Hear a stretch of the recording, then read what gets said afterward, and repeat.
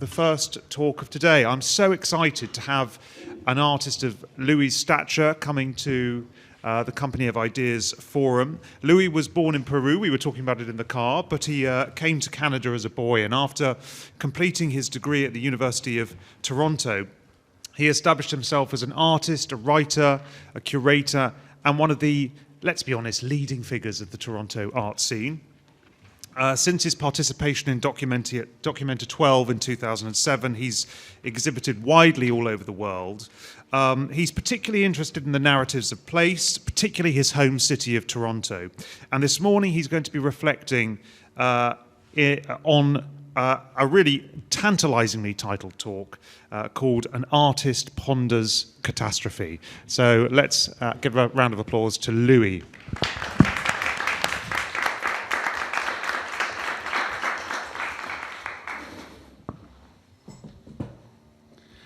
Thanks, everyone. Great to see everyone after yesterday's very exciting set of presentations. So kind of continuing with the momentum from yesterday. So I came up with a slightly better title, maybe. For the talk, I decided to title it Partly Cloudy, 18 Degrees Celsius. It'll make sense as I continue, hopefully. There seems to be no escaping it, writes John David Ebert in his 2012 book, The Age of Catastrophe. With record tornadoes and floods in the Midwest, a massive drought from California to Florida, a gigantic earthquake, tsunami, and nuclear accident in Japan, anomalous floods in Vermont and New Jersey, unleashed by Hurricane Irene, more flooding in Australia, an earthquake in New Zealand, devastating fires in Texas, another earthquake in Turkey, the year 2011 has gone down as the most expensive for natural disasters ever. Catastrophe, writes Ebert, is becoming something of a way of life for us. Catastrophe as a way of life. Andreas Malm begins his book on chronic emergency with two events dominating the news more recently in 2020. Bushfires still roar through Australia, incinerating an area larger than Austria and Hungary combined, shooting flames 70 meters into the sky, immolating 34 humans and more than 1 billion animals, sending smoke all the way across the Pacific Ocean to Argentina, when a virus jumped out of a food market in Wuhan, China. Early studies pointed to bats as the source of the virus. From that natural host, the virus would have jumped to some other species. Pangolins were a prime suspect. Traveled into the Wuhan market and made the leap into some of the human bodies circulating through the stores. Malm prefaced this description with the following statement. The third decade of the millennium began with the signing of another historic stimulus package for the dystopian imagination. I can make sense of the existence of a dystopian imagination. Hollywood blockbusters, science fiction movies, and the daily news immediately come to mind. But what does Malm mean by saying that these two emergencies, fires in Australia and the beginnings of the COVID pandemic, constituted the signing of a stimulus package for the dystopian imagination? What is a stimulus package? A general definition goes something like this. A stimulus package is a coordinated effort to increase government spending, the government hands over cash, in order to stimulate an economy out of a depression. So if massive fires and the pandemic represent a stimulus package, I wonder what precisely is the currency being used, and what precisely is the depression that one is trying to avoid. I have a confession to make. I began to think seriously about the function of the word catastrophe when I first read the theme of this conference.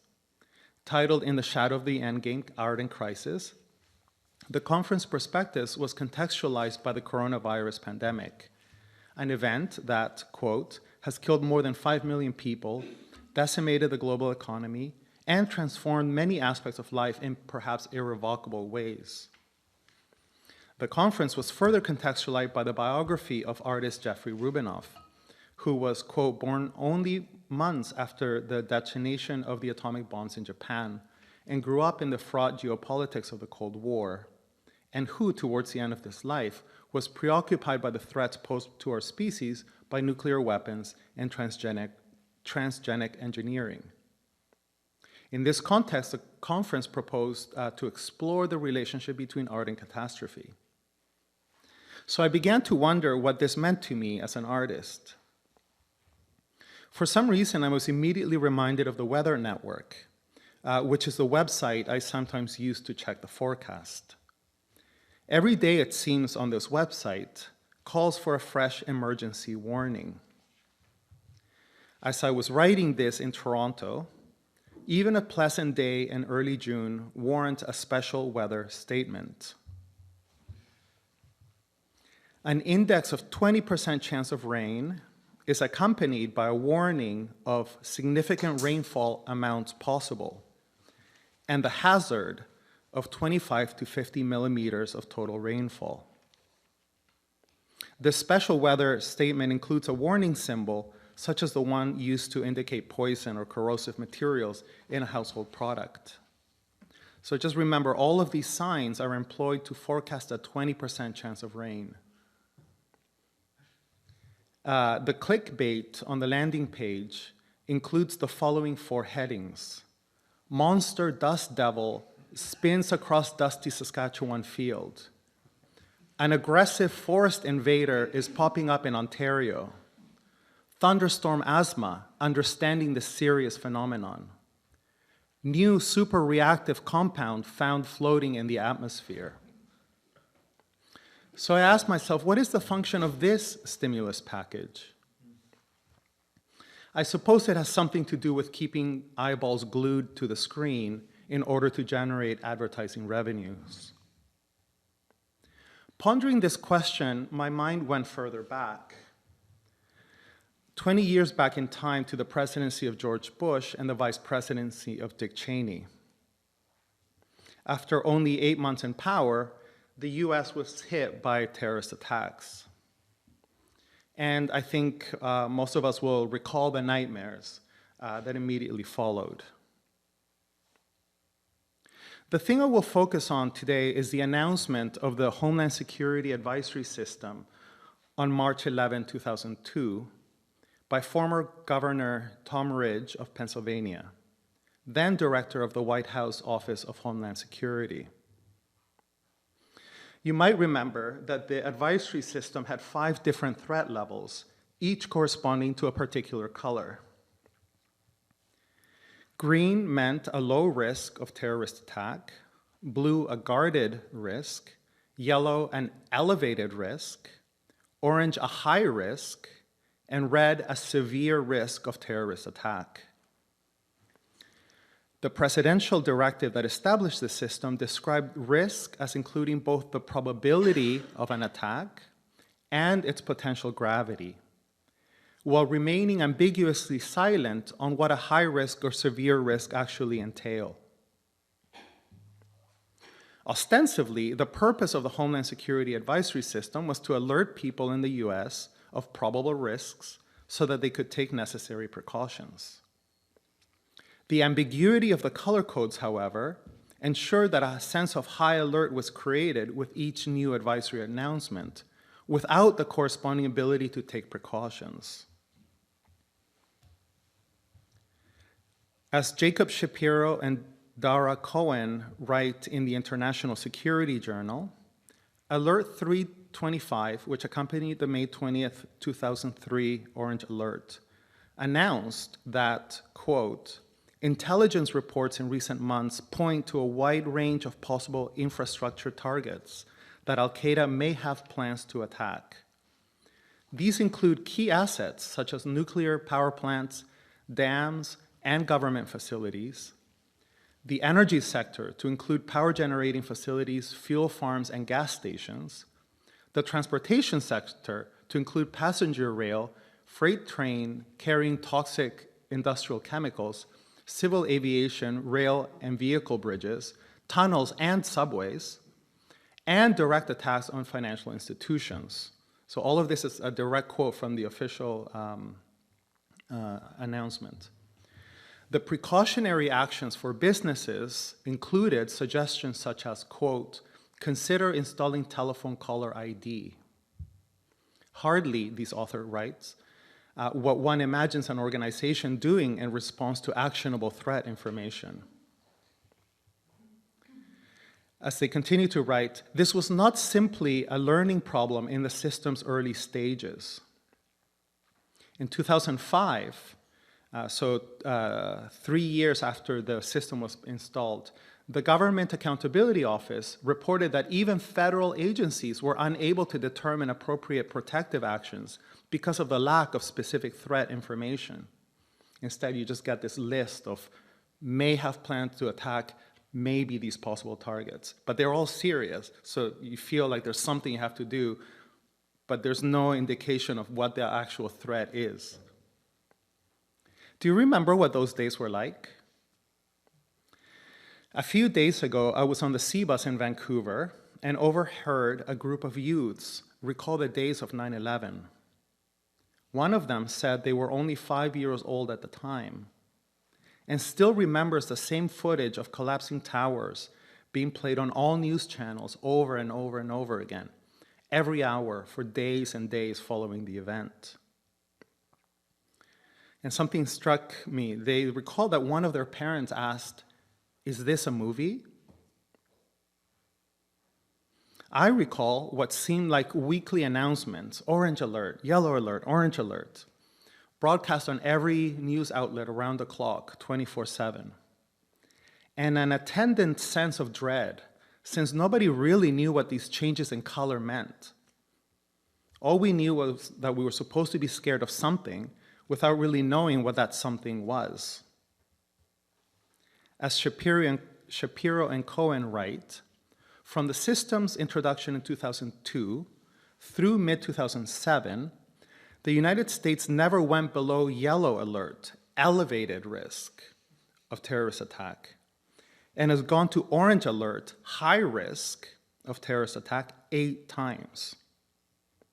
None of these elevations were terminated by the disruption of a terrorist cell. So this situation, which lasted for 5 years, led to suspicion in some quarters that the color code system, this historic stimulus package for the dystopian imagination, smacked of political manipulation. And I'm quoting from Shapiro and Cohen again. And I just want to highlight that these authors are not writing in terms of like terms that are being critical of the government. They're writing in a international security journal. So I just want to kind of flag that. So I'm quoting them again. With the United States on the brink of war in Iraq in February 2003, the George W. Bush administration chose to reduce the threat level from orange to yellow so that then it could raise the threat level once again once the war began. The decision was intended to having to avoid going from orange to red alert. Quote, we don't want to be in a situation where we have to go to red alert, which involves shutting down public facilities and could create a real panic, one anonymous administration official told the press. This was the first publicized case of non-threat related gerrymandering of the system. The 2004 presidential election became another opportunity to provide a stimulus. I'm quoting these authors again. On the same day as the 6th orange alert, then presidential candidate Howard Dean stated on CNN, I'm concerned that every time something happens that's not good for President Bush, he plays his trump card, which is terrorism. His whole campaign is based on the notion that I can keep you safe. And then out comes Director of Homeland Security, Tom Ridge. It's just impossible to know how much of this is real and how much of this is politics. Is this a movie?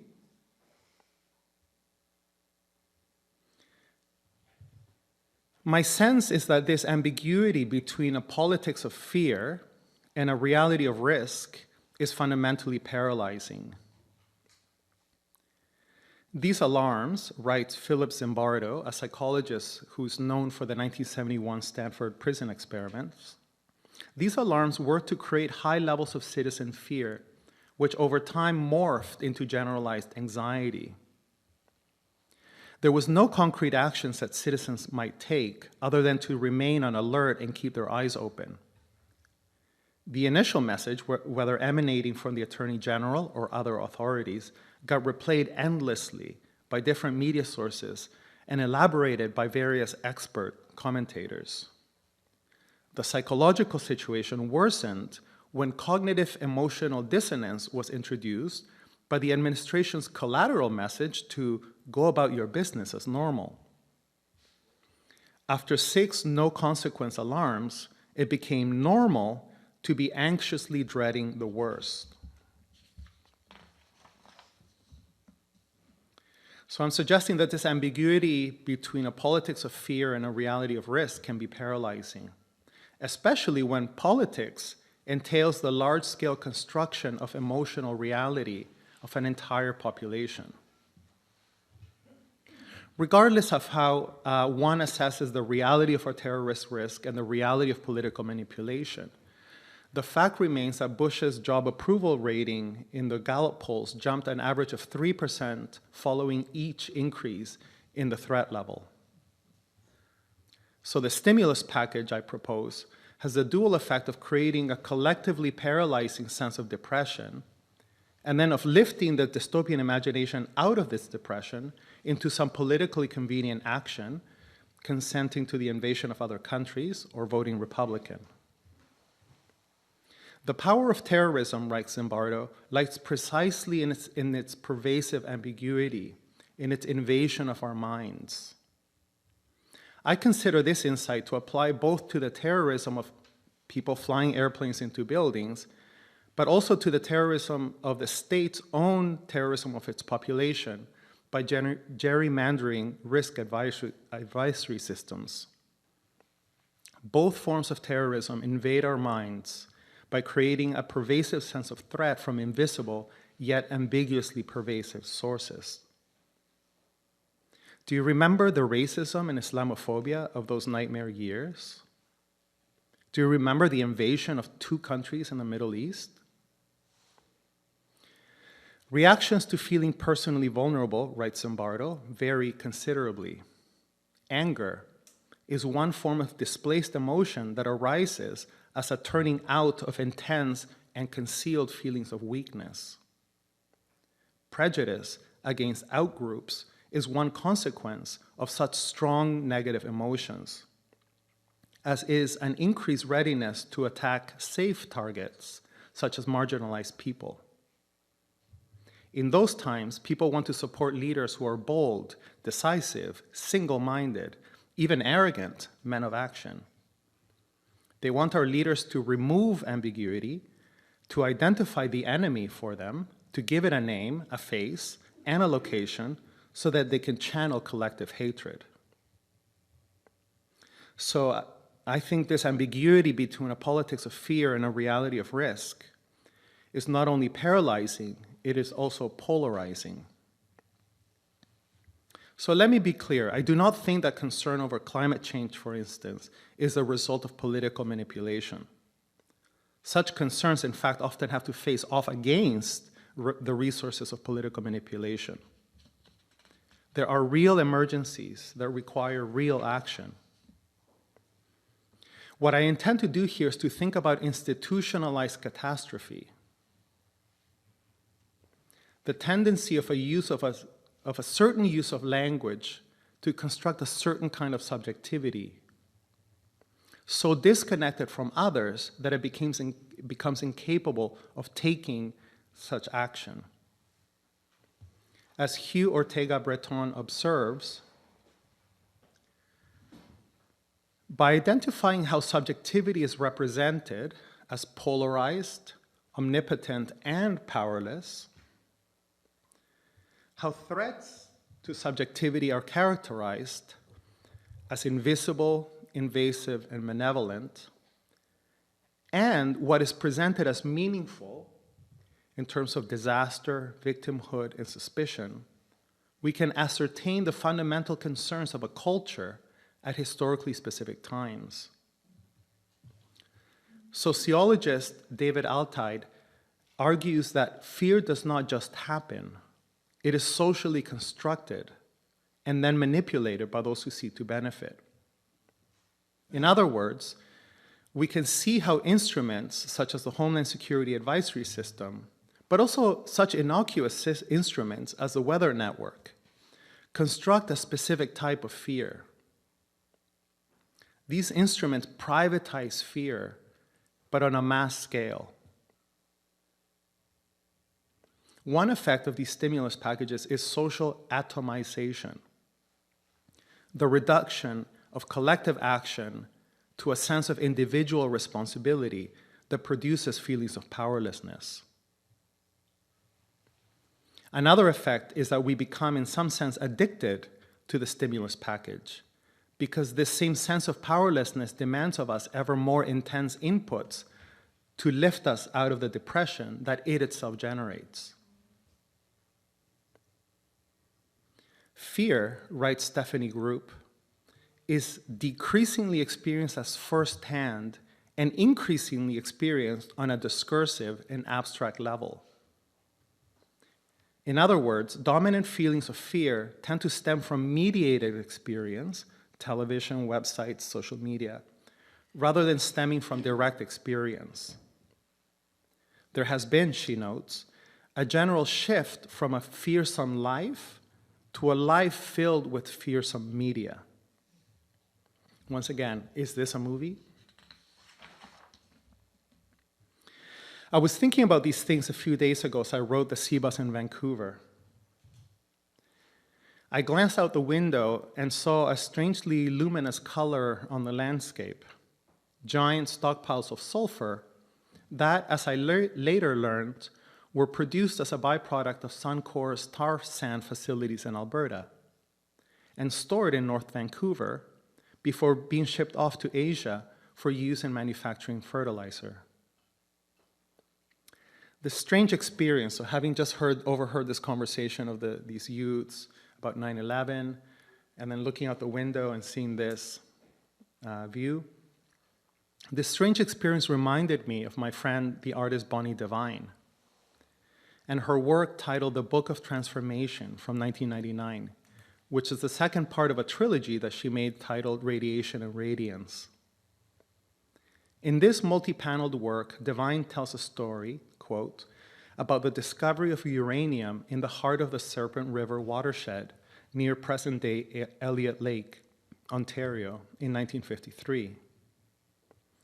During that time, a sulfuric acid plant was built in the middle of the Serpent River First Nation in the town of Cutler, Ontario, to smelt the raw uranium ore. I was a child when this happened.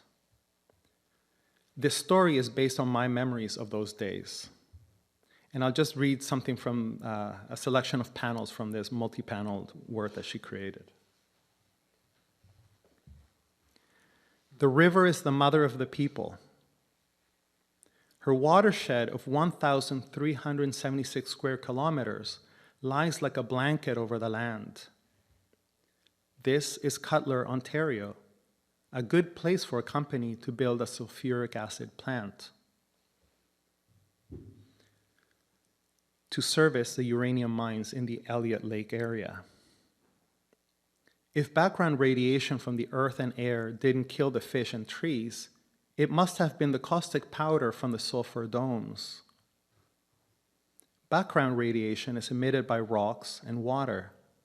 Even space emits background radiation. There is no known safe dose of radiation exposure. And the sulfuric acid burns everything it touches. The land turns black and dies. This land had been leased to the Cutler and Savage Lumber Company. It was not surrendered or abandoned. The rivers, land, and sky lament. They say, Manitou of the lake, sweet Manitous of the sea, spirit of light, help us. What I love about this work of Bonnie's is that she's trying to grapple with what she saw out the window of her parents' car when she, as a child. She's trying to grapple with what she perceives in these strange piles of yellow material around her.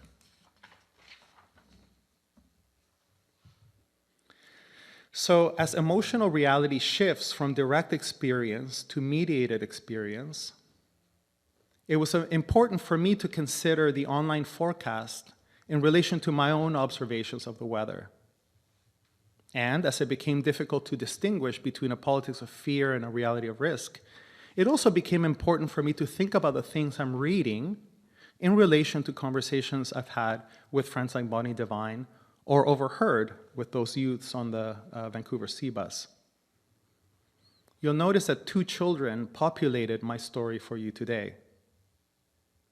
One was a child who, in 2001, at the age of 5, was subjected to an endless video loop of buildings collapsing on TV as they heard their parents ask, "Is this a movie?" The other child was riding in her parents' car along the Serpent River, and she was enthralled by a strangely luminous color in the environment, eventually inspiring her to become an artist. Both children are, of course, correct, since these two experiences correspond precisely to what the forces of empire have, I believe, thrown their way. They are, in my story for you today, framed together as weird companions. So I'll end my story by referring to Ariella Azoulay and her project of unlearning imperialism. Empire, she writes, operates by a process exemplified by the workings of the shutter of a photographic camera. You know, you go click and it goes, right? So that's the shutter that she's talking about, this action of going. In a split second, the camera's shutter draws 3 dividing lines in time between before and after, right? There's a separation, a line being drawn in time, before and after. This dividing line also happens in space between who or what is in front of the camera and who and what is behind it. And a third dividing line in the body politic between those who possess and operate such devices, these cameras, and those whose countenance, whose resources, and whose labor are extracted. Right? So every shutter enacts these dividing lines at 3 registers simultaneously, in time, in space, and in the body politic. So when Ariella Azoulay is writing about empire, this is not an abstraction for her. It is the name that she gives for the ways in which dividing lines are drawn at every level of our experience. The discourses of catastrophe that I've described for you today function, I think, much like how Azoulay describes the camera shutter. As I've been trying to suggest, it's by means of a certain emotional stimulus package that such dividing lines construct subjectivities that are polarized, feelings that are privatized, and agencies that are atomized into powerlessness. Unlearning, Azoulay continues, is what this book proposes. Unlearning is predicated on the rejection of imperial taxonomies, so these dividing lines, that generate discrete beings defined by their discrete ontology. This rejection of unlearning is effectuated only with companions. In starting with the notion of catastrophe and ending with the notion of companionship, I realize there's a risk. The risk that the bitter pill of real urgencies can be sugar-coated with the presumed familiarity of companionship. I do not think this is what Azulay has in mind. Companionship is an encounter with difference, not familiarity. Companionship is an encounter with ways of sharing the world at odds with those of empire. I'll end, therefore, with a tip, a suggestion from Azulay to those of us here today who are interested in companionship in relation to unlearning. Unlearning with companions from different times and places, she writes, is necessary in order not to forget that those policies we associate with recent times and we call neoliberalism or financial capitalism, privatization, austerity, global free trade treaties, financialization, or any other top-down notions adhering to an imperial timeline. These policies were mobilized in colonies and offshore territories much earlier and deployed against people whose lives were ruined, while the fiction of Western progress, resting on the erasure of their histories, was established. Companions from different places and times, and I would add companions from other segments of the body politic. This is what I would like to propose as a way to begin unlearning the institutionalization of catastrophe. As Bonnie Devine said in our conversation, which we titled Everything is Nerve for Us, she said, we transform each other by encountering each other as different. And that kind of transformation is healing because it is embodied. It embodies me, and it embodies you. Moving from projection to perception is a tremendous cognitive leap. Thank you so much.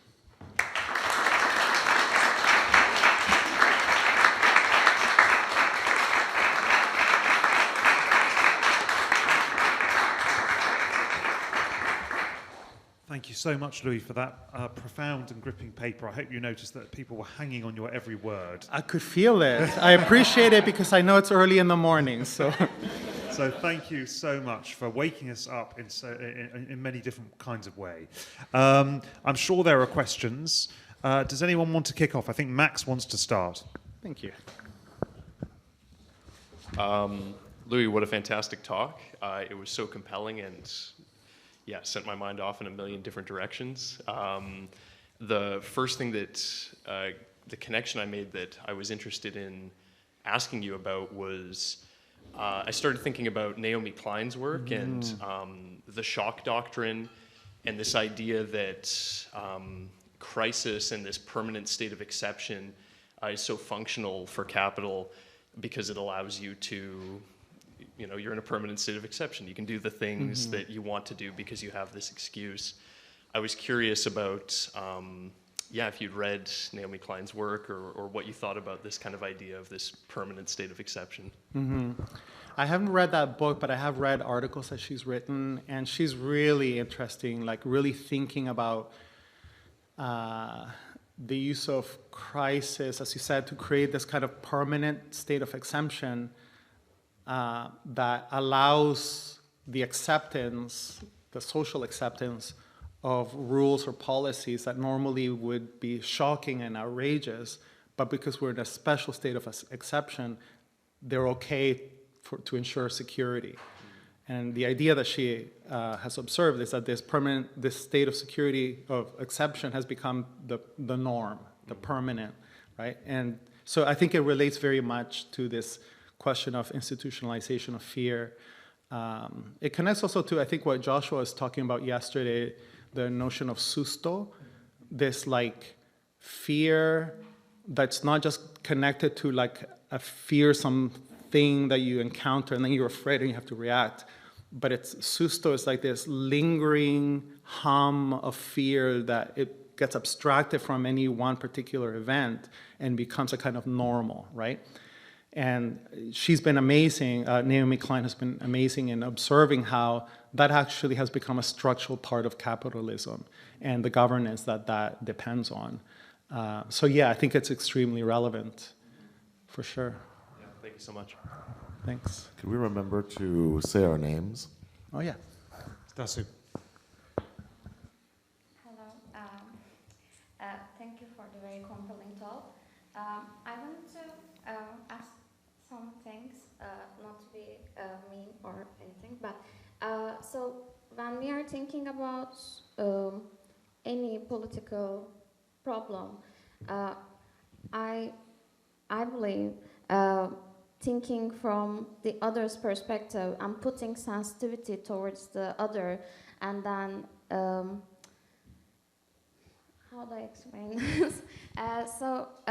When we look at the perspective of the Americans, and then how they felt in the under pressure, it gets the responsibility from their shoulders, because they were so sensitive. They were also possessed in a way to act the way they do, and I believe that can also have catastrophic effects, as now they will not feel the responsibility. And the other thing is not to be mean.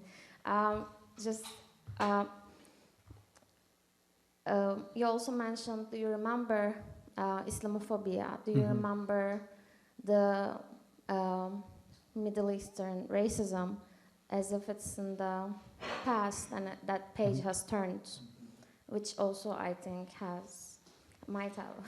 Yeah, thanks. For sure. I mean, I don't think Islamophobia is a thing of the past. The reality of these two invasions is a thing of the past. I think these are ongoing things for sure. So thank you. I didn't intend to suggest a kind of dividing line that says, oh, that happened, it's over there. But I think your earlier comment about thinking about the other's perspective, I think it's very much what I was trying to talk about, is kind of, what you talked about, this responsibility being kind of offloaded off one's shoulders. I think that's very much what I'm talking about, this paralyzing sensation that this fear generates. Like, how can I be responsible for this and this and this and this and this and this, right? But I think it's important also to remember this idea that these feelings are constructed. So they're not only, like, what the other person is feeling is not only emerging from themselves, let's say, as a kind of inner feeling that kind of comes up in them. That there's a certain dimension to feeling that happens in that way. But there's also a way in which the emergence of that feeling is itself a social construct. It's constructed collectively, socially, politically, culturally, artistically even. And so those things are never quite a given. Rather, I'm encouraging us to think about how are those feelings constructed, including the other's feelings, my own reactions to the other's feelings, et cetera, et cetera, et cetera. But I think that's very important. Like, I think you're highlighting a kind of the importance to think about these issues in a relational way. Yes, Paul, and then Ambreen. Thanks, Louis. That was a great talk. And it's not so much a question. I just want to tie a little bit more history to Elliott Lake, which is a place that yes. I spent time in, and Serpent River as well. One of the things a lot of people don't, and I'm going to tie it to two crises, is the Cold War. Uranium from Elliott Lake was used in the Manhattan Project. And one of the major investors was Joseph Hirshhorn, and the money that was made from the mining there ended up funding the Hirshhorn Museum. So just to tie it to the art world, and originally they wanted to donate that. He wanted to donate his collection to Canada, but Canada was they were too God, I'm blanking on words here. Anyway, they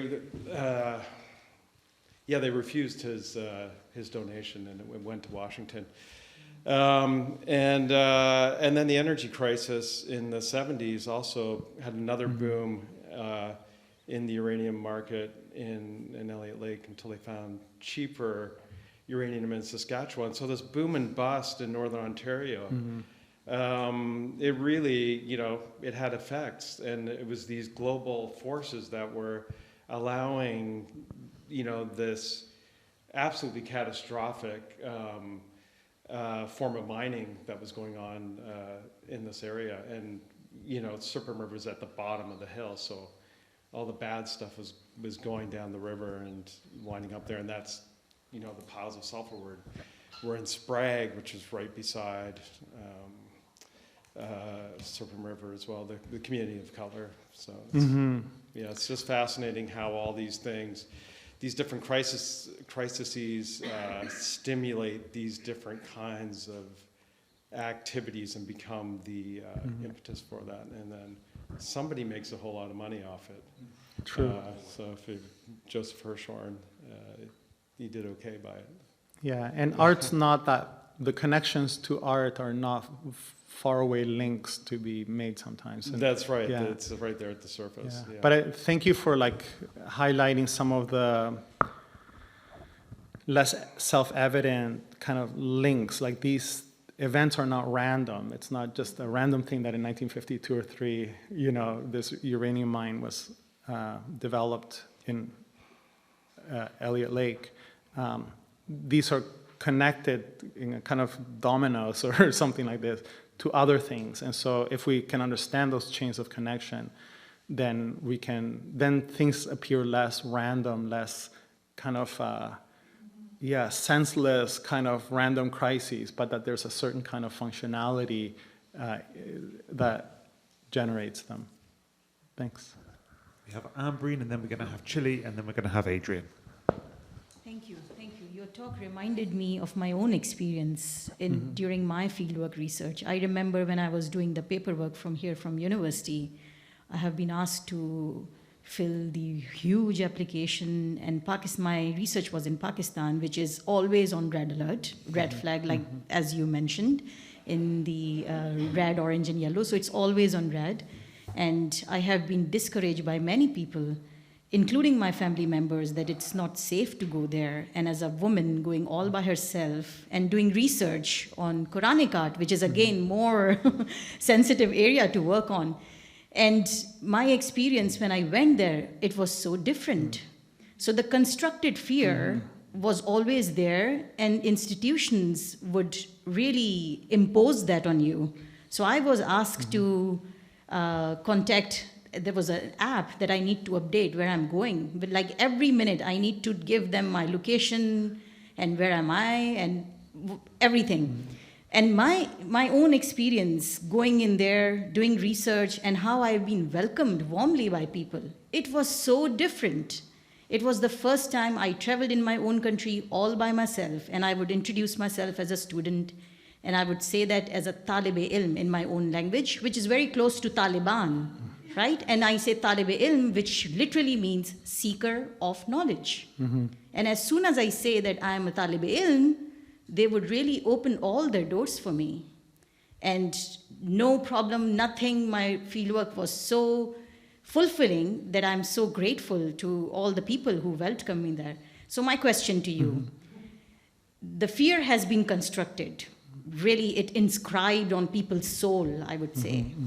How do we now inspire some hope, some trust, looking forward that the reality that has been presented to us by media or by institutions, it's not the real reality, it's illusion in reality. I think this is where Azule's idea of companion comes back.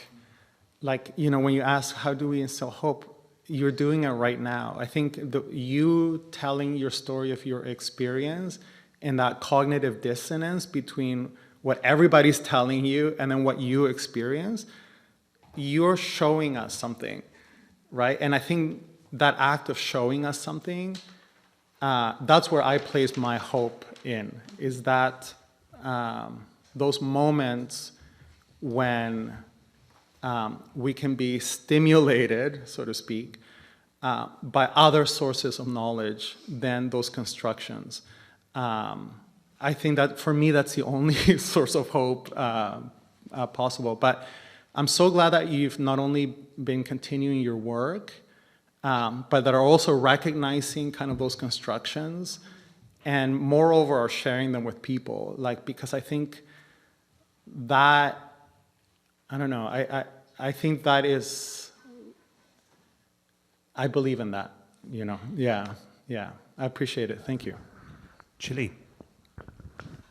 Thank you. I really loved what you had to say. My question is one about balance and belonging. I think we've gotten to a point where there's this distrustful relationship with institutions and manufactured fear to the point where accurate information is in question. And I mean, that's very evident in our most recent crisis. But what I found is that now that there's this distrust, this lack of balance in feeling close to the things that are supposed to tell us what to do, I found a lack of belonging in my home, in my own community, because the people that I loved didn't agree with me about the things that I thought were true. And so I feel like it's a triangle between us, our communities, and the sources. And I just wonder if you have anything to say about how to reestablish that balance and how we can look at manufactured fear and still say, I can trust you. I mean, what you're telling us is exactly what I called like atomization, you know, like this feeling of distrust and like we can't talk to each other now because you don't like what I say or I don't like what you say, so we're cut off, you know, and that has become a phenomenon. I think that's, you know, I can feel it in my own experience as well. Like all of these concerns around these constructions also stem from my own experience of like I teach in Vermont, so I work with students in the US, and it's crazy, like the very deeply normalized sense of high alert and fear, and everything's ramped to 10, like every expression is ramped to the loudest volume. I'm like, wow. I mean, like that's gonna be exhausting. Like, I don't know how you can keep that up. So these things come from an experience with people where I'm seeing like a population, and I'm not trying to say Canadians are any better, but like there's definitely an observable thing. But also in my family, like I think what you're talking about kind of reminded me of like some dynamics that are happening in my family as well. So, you know, this atomization, this sense of like, I can't trust you, you can't trust me, we can't trust each other, you're that group, I'm this group. I think all of those are observable offshoots that are generated, I think, out of this institutionalization of catastrophe. Now, how do we overcome that? I don't know. I guess like maybe like have you found ways to overcome that, or are you still kind of in that situation of not seeing how you can cross that distance? I find that this is the first time in my life I've had to navigate trying to find like lovingness towards a person where I associate the same feelings that I associate towards like institutions and governments and things like that. Like you build a strong like emotion, and then you have to face, you know, your loved one, and to break down the barrier immediately. And I mean, I think lots of people decide, okay, this communication isn't one that we can share anymore, and they put it to the side. But I don't feel like that's a solution. I think that, like, I guess the only way that I've really found is to come with a bit of a preemptive statement, like, I say this with love, but I disagree with you. And maybe that's the way forward, but I don't know. I'd love to talk to you about it, because I'm trying to figure those things out for myself as well. I mean, something that's helped me, which I think is something you've already been hinting at, is, you know, and something kind of what you said about thinking about the other person's perspective. Like, I think that a lot of these rigidities and suspicions come out of overwhelming experiences. Like, there's something in my life, their life, that's overwhelming, and the reaction is a kind of rigid stance, and I kind of need to guard off against any difference, right? So my suggestion is that this state is actually producing like mass narcissism, like a kind of very narcissistic reaction of like, I need to anchor myself in a kind of sense of self, but in a very rigid sense of self, that's constantly guarding off otherness, because that otherness is felt as extremely threatening of this sense of stability that I'm managing to hold together. Now that's tough. Like narcissism is a very difficult thing to overcome. But I'm trying to understand it, like, rather than me reacting to that narcissism, I'm trying to understand what must be the overwhelming things that are requiring that of you, you know? And I don't know if that's empathy or whatever, but like, it's trying to understand not so much the symptom, but think about the cause, or think about kind of like the dominoes, like what are the dominoes that got to this, you know? What are the things that made this necessary for you right now, rather than me just react to the symptom, because that creates a kind of very dysfunctional dynamic very quickly. Like you kind of recognize how dysfunctional it is very fast. So it's like, oh, well, that's not gonna work, you know? But I think that's a very big question. Like I think this is something that socially has become like a kind of mass phenomenon, you know? Once again, this atomization of society. Thank you. I'm sure we could talk about Louis' talk for all morning, but I think I'll just invite one more question from Adrian, and then we'll move on to Malia.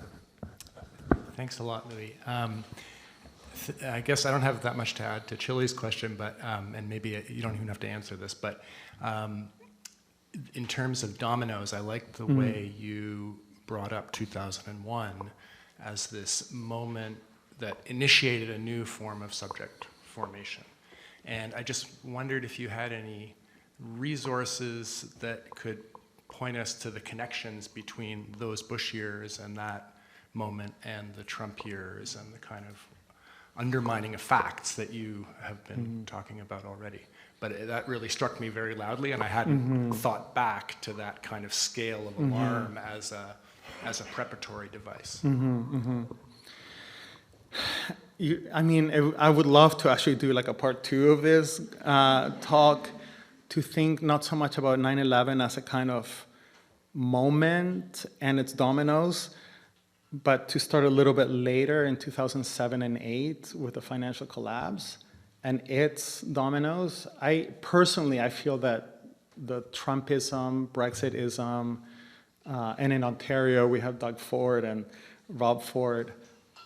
Those isms, I think, are domino effects of the financial collapse of 2007 and 8, but not so much a financial collapse.